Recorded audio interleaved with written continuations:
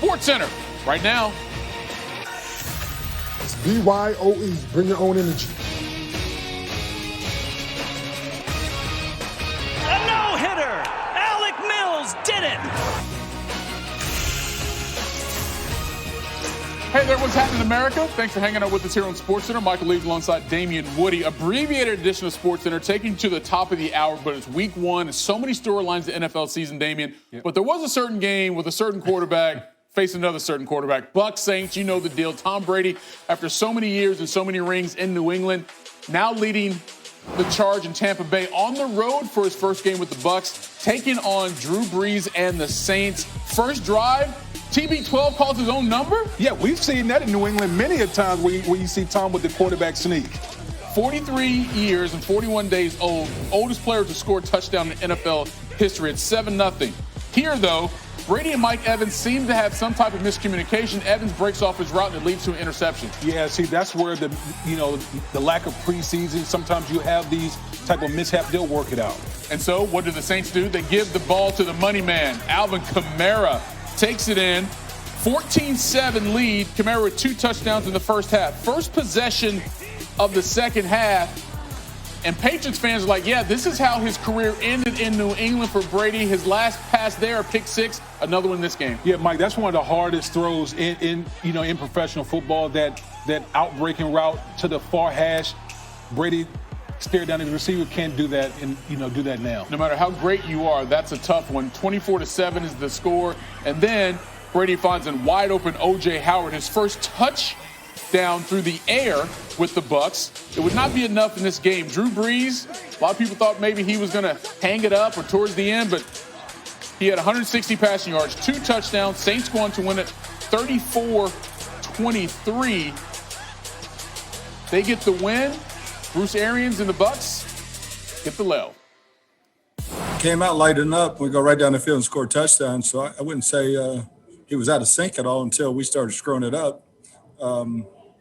We didn't run the ball as well as I thought we would on the edges.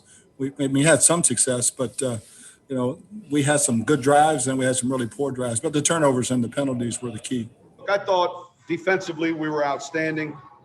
I'm proud of how we played in the kicking game as well. Offensively, that was probably as bad a game as I've had as a play caller. Just trying to find a rhythm and a tempo that was awful. So there'll be a lot we have to correct and clean up. There always is after the first week of the season, regular season, and certainly first game really for us to play. But there's a lot of things we're going to look at that we're going to need to clean up, and we'll try to do that beginning this week.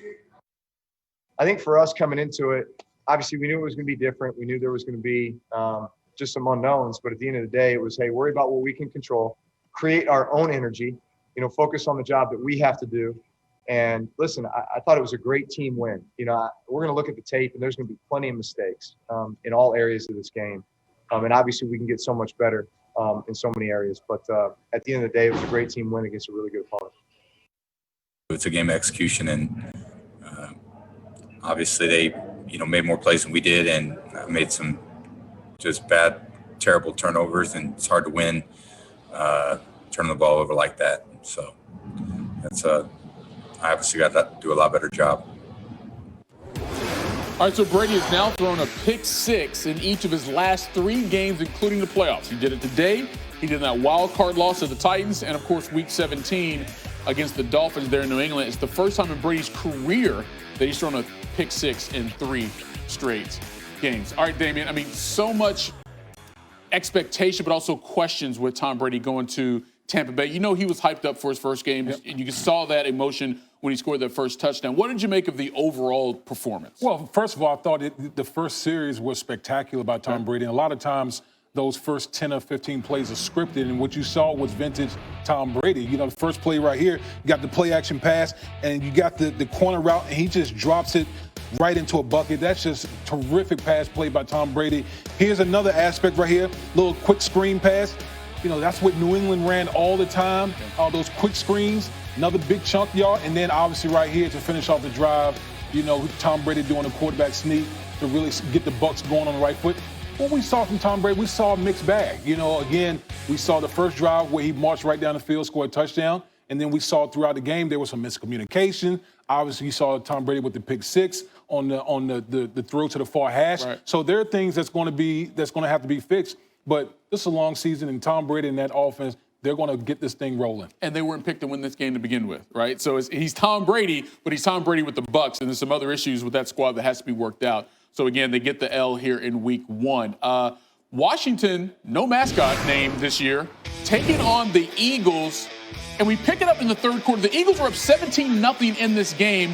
First play of the drive, Carson Wentz. He's picked up by Jimmy Moreland. He's going to return it back to the 20-yard line. His second interception of the day. And so that gives Washington really good field position. What do?